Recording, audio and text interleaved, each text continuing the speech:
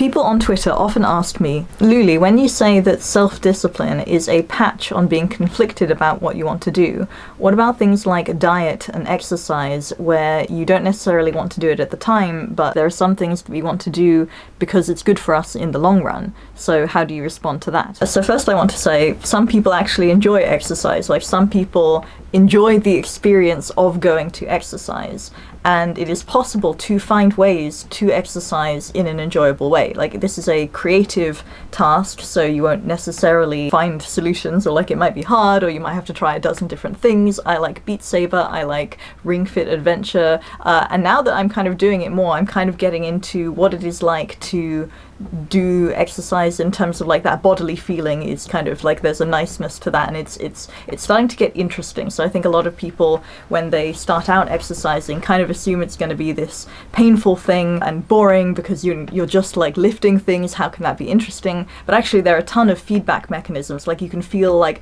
how your muscles are being pulled in particular ways, and like what the tension is, and you know, when you get that muscle soreness, which is a sign that it's working. Even when it kind of feels like you've got muscle soreness, which is a type of pain, that is a sign that you have been doing the thing. And so you can experience that pain not as like that hurts or like but as like, oh, this is kind of an enjoyable ache. And I think that's also true of certain diets. I like to go keto sometimes, and I definitely get those carb kind of cravings, but certainly after however many days of keto, once the sugar has left my body or whatever, I mean, yeah, sometimes I get like the cravings, but it's not coercive. It's like, like I noticed like, I could really go with that thing right now. But usually I kind of then think, but I'm doing this keto thing, and the fact that I have that and I'm not doing that is this kind of nice thing. I wouldn't say that is a conflict inside my own mind. Or you could say like it's a conflict which you then quickly resolve by just thinking about it for a couple of seconds. But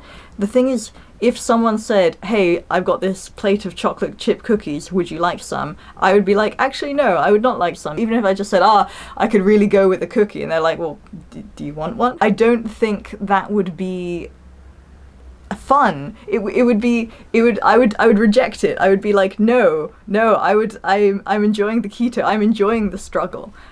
So that now there are some types of struggle which are genuinely coercive, or some that, like, when you've got something that is a mix of coercion and like fun or whatever, I would be very careful around that. Like, that's the kind of thing where actually there is some kind of internal conflict, but it's kind of being papered over because of the benefits, I guess, that you get from it. I think this comes down to how you're using the word discipline. If discipline means the fun you're having from doing something hard, then I'm all for it. But if discipline means doing something that you don't really want to do at the time, then that's slavery.